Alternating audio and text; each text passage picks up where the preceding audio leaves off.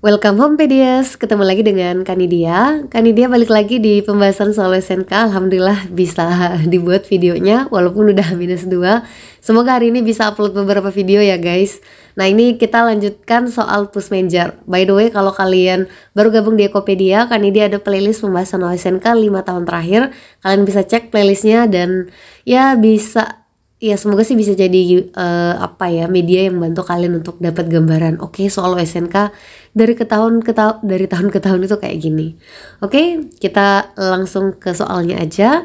Di sini ada informasi labor alias tenaga kerja dari 1 sampai 5 orang ya. Terus apalagi yang dikasih tahu ada Q ya, alias total product alias output atau barang yang kita hasilkan ini dalam kuintal. Lalu ini ada tambahan Q, berarti kalau disimbolkan dapat delta TP. Oke, pelan-pelan aja. Nah, berdasarkan tabel, law of diminishing return itu akan dimulai pada saat kapan? Ini udah kan dia sering banget jelaskan ya, yang belum paham. Link materinya udah kan dia simpan di bawah, kalian bisa pelajari. TLDR itu syaratnya cuma satu ya guys. Kapan? Saat marginal product itu mengalami penurunan. Nah sayangnya di nomor 13 ini tuh nggak ada informasi marginal product. Tapi nggak usah khawatir, chill aja. Karena kita udah tahu kan rumus MP itu adalah delta TP per delta L. Yang mana udah kelihatan di sini. Delta TP-nya berapa, lalu delta L-nya berapa ya. Nah sekarang kita udah bisa langsung ke di sini ya guys. Jadi kalau kita lihat di sini delta TP-nya sebentar. Misalnya yang pertama, ini delta TP-nya 10, lalu delta L-nya 1. Jadi MP-nya adalah 10 ya guys. Terus kalau yang di kondisi 2, delta TP-nya udah dikasih tahu 12, dibagi 2 kurang 1 ya 1. Jadi nanti hasil baginya adalah 12. Lakukan hal yang sama, ikuti aja rumusnya ya. Delta L selalu kondisi 2 kurang kondisi 1. Ini 14 kurang 1, 14 kurang 1, 14 bagi 1, 14. Lalu kalau yang bagian bawah 16 bagi 1 jadi 16. Terakhir 8 bagi 1, 8. Nah kita lihat nih MP-nya dari awal 10 sampai ke 16 angkanya naik terus.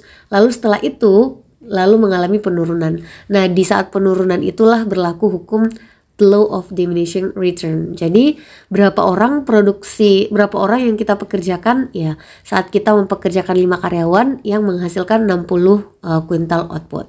Kayak gitu. Oke. Next, nomor 18. Sebuah perusahaan menghasilkan pendapatan sekitar 100 juta dari penjualan produknya. Biaya eksplisit yang dikeluarkan perusahaan termasuk operasional dan produksi itu mencapai 80 juta. Namun jika perusahaan menggunakan asetnya untuk investasi alternatif, perusahaan dapat memperoleh keuntungan sebesar 30 juta. Berdasarkan informasi tersebut, laba akuntansi dan laba ekonomi apa? Oke, ini udah sering banget kita bahas juga ya. Jadi laba akuntansi sangat jelas itu merupakan hasil selisih dari pendapatan dikurang dengan semua biaya-biaya eksplisit. Apa itu biaya eksplisit? Biaya yang kita keluarkan dan kita rasakan. Oh, saya bayar bayar gaji, bayar sewa dan seterusnya. Itu termasuk biaya eksplisit. Sementara kalau kita udah ngomongin laba ekonomi yang mana jauh lebih perhitungan, kita menggunakan laba akuntansi lalu dikurangi dengan biaya implisit. Biaya yang kata ekonomi itu sebenarnya biaya tapi kita nggak merasakan bahwa itu biaya. Contohnya adalah biaya peluang gitu. Nah kalau dilihat dari soal kita dikasih tahu bahwa berapa pendapatan kita 100 juta. Oke, jadi kita cari laba akuntansi dulu. 100 juta dikurang biaya eksplisit totalannya adalah 80. Berarti positif 20. Karena positif dia laba. Nanti kalau kalian hitung dia negatif berarti dia rugi ya guys. Nah, habis itu untuk mencari laba ekonomi, laba akuntansi dikurang biaya eksplisit. Opportunity cost. Nah, di sini katanya bisa sampai 30 juta. Kalau kita kurang dapat berapa? Minus berapa guys? Minus 10 ya. Nah kalau minus berarti tadi apa? Ya ini berarti dia rugi. Jadi kesimpulannya untuk akuntansi kita laba 20 juta. Tapi kalau ekonomi kita rugi 10 juta. Nah jawabannya sesuai soal adalah bagian D. Seperti itu, semoga bisa dipahami. Oke, kita lanjut. Di sini ada seorang investor sedang mempertimbangkan antara obligasi pemerintah yang aman tapi memberikan tingkat pengembalian yang rendah dan saham perusahaan yang berisiko tapi potensi pengembaliannya tinggi. Oke, pilihlah konsep yang paling tepat untuk menggambarkan hubungan antara resiko dan pengembalian dalam pengambilan keputusan investasi ini. Jadi ada seorang investor punya dana, dia galau. Aku kalau beli obligasi aman sih, tapi pengembaliannya sedikit. Ya, jadi pendapatan yang diharapkan juga kecil. Tapi kalau misalnya aku beli saham, pendapatan yang bisa aku dapatkan bisa tinggi, tapi risikonya juga bisa tiba-tiba bangkrut, bisa tiba-tiba rugi banyak. Nah, ini tuh apa istilahnya? Di ekonomi tuh sering banget ya, terutama kalau kalian udah ketemu materi pasar modal, kita ada istilah yang sangat legend lah ya, high risk, high return. Jadi kalau kamu pengen mendapatkan risiko yang tinggi, pengen mendapatkan pengembalian yang tinggi, return yang tinggi, kamu juga pasti akan mengalami resiko yang tinggi. Jadi ya ini kembali aja, kalau mau penghasilan yang biasa-biasa aja, risikonya juga biasa-biasa aja gitu. Nah, jadi apa yang kita bisa simpulkan guys? Resiko mempengaruhi, tidak ada korelasi, salah kalau bagian A. Terdapat hubungan positif, dimana semakin tinggi resiko, semakin tinggi pengembalian. Ya kan ini udah jelas ya. Jadi high risk, high return gitu ya. Oke, saya kira jelas. Kita lanjut 21. Seorang peneliti ekonomi melakukan eksperimen untuk memahami bagaimana preferensi konsumen dapat mempengaruhi keputusan pembelian.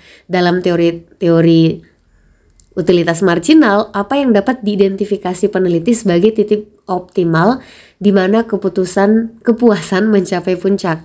Oke, ini tuh cerita tentang utilitas marginal. Kalau dalam bahasa Inggris kita bilangnya yes, marginal utility. Ini kita bisa bahas di materinya konsumen kalau kalian masuk ke kardinal ya. Jadi kita coba gambar.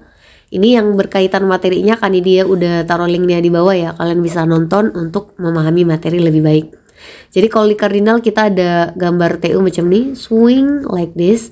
Ini total utility, dan di titik yang merah ini adalah total utility yang lagi paling tinggi atau maksimum.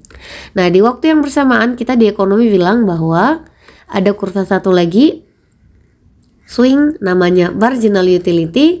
Dan kalau si total utility lagi maksimum, kalau tarik garisnya pas gitu ya, di sini anggaplah ya, ini tuh bakal kita buat kesimpulan marginal utility-nya lagi 0. Nah, kebetulan di sini lagi ngomongin titik optimal kepuasan. Nah, kalau titik optimal berarti titik maksimum apa yang terjadi? Ya, marginal utility mencapai 0 atau di bagian B ya. Titik utilitas marginal mencapai 0. Kayak gitu, semoga bisa dipahami. Next, number 22.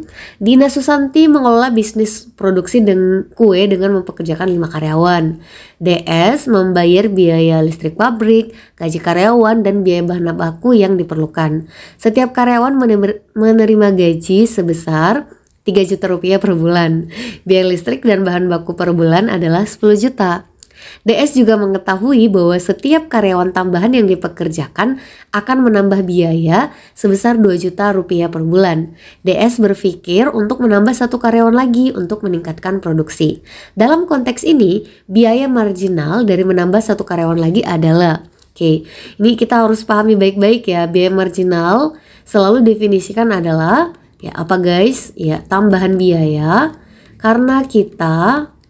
karena menambah 1 input. Kalau kasus ini berarti menambah 1 karyawan. Nah, itu yang ditanyakan. Berapa ya tambahan biayanya?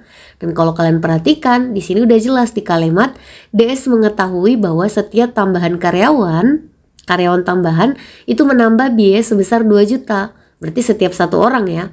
Nah, jadi tambahan biaya marginalnya adalah 2 juta rupiah. Cukup mudah, semoga bisa dipahami. Next, nomor 23. Perubahan tingkat inflasi dalam suatu negara dapat diukur menggunakan indeks harga konsumen atau IHK. Nah, apa yang paling mungkin menjadi dampak jika IHK suatu negara mengalami peningkatan yang signifikan? Oke, ini kita review dulu ya. Kan dia udah pernah ngejelasin materinya. Kalian nanti bisa cek ya materinya. Jadi kalau mau dicari IHK inflasi tahun N, kalian lakukan IHK tahun N dikurangi dengan IHK tahun N kurang 1 atau tahun sebelumnya, dibagi lagi dengan IHK tahun N kurang 1 kali 100%. Nah, kalau misalnya IHK-nya naik, berarti ada inflasi. Kalau IHK-nya turun dari tahun sebelumnya, ada deflasi, lawan dari inflasi. Nah, katanya di sini apa sih dampak kalau IHK tiba-tiba mengalami peningkatan signifikan? Peningkatan signifikan berarti naiknya lebay banget ya guys, banyak banget. Awalnya misalnya 110 tiba-tiba menjadi 180. Ini naik banget ya gitu. Nah, apa yang terjadi?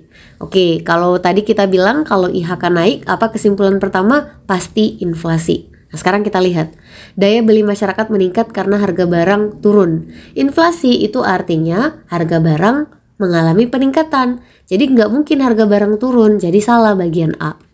Bagian B, terjadi deflasi. Salah, bukan deflasi tapi inflasi. Deflasi BTW lawan inflasi ya.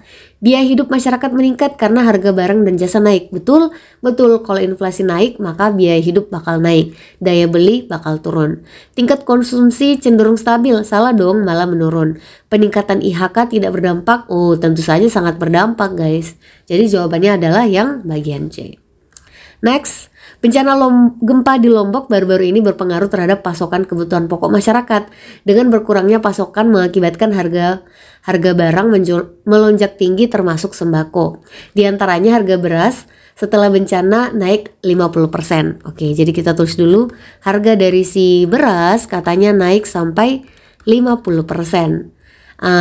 Sedangkan permintaannya berarti kuantiti berasnya mengalami apa guys? Katanya turun 30% dari sebelumnya. Oke, next dikasih tahu juga bahwa harga telur itu mengalami kenaikan juga 50% dari periode sebelumnya. Tetapi permintaan telur mengalami penurunnya lebih banyak, 60%.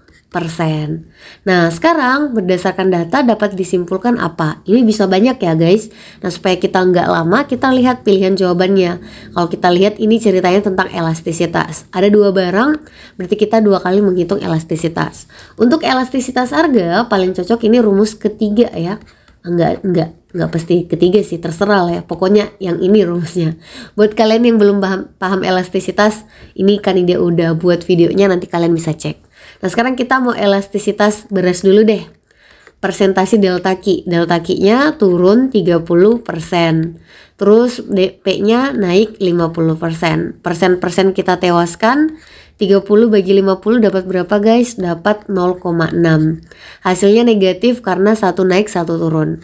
Kalau negatif kita udah bisa bilang dia pasti merupakan demand alias permintaan, dan kalau menentukan elastisitasnya kita ambil angka mutlak 0,6. 0,6 masuk dalam kategori yes, inelastis. Buat yang masih bingung-bingung silahkan dipelajari dulu materinya, kan ini udah ada videonya ya. Insya Allah cukup jelas untuk membantu kalian paham materinya. Yang telur, kita masukkan datanya. Persentase delta Q turun sampai 60%. Delta P-nya naik 50%. Persennya kita matikan yuk. Tewas-tewas 60 bagi 50 dapatnya 1,2. Karena satunya naik satunya turun berarti negatif, maka sama tadi kita bilang ini pasti demand, dan kalau 1,2 masuk kategori elastis. Nah, nanti kalau kalian cek jawabannya yang paling benar adalah yang bagian D. Beras itu setengah dari telur ya, karena beras 0,6, telurnya 1,2. Kalau yang lain angkanya kebalik, jadi harus hati-hati ya masalah elastisitas dan angkanya gitu. Itu aja video kali ini. Insya Allah malam ini kan ide usahain upload video banyak ya, karena besok mungkin udah minggu tenang. Thank you, dan boleh di share ke teman kalian yang lagi berjuang. 2 hari lagi Besti, semoga sehat selalu. Sampai jumpa di video Kanedi yang lain. Assalamualaikum.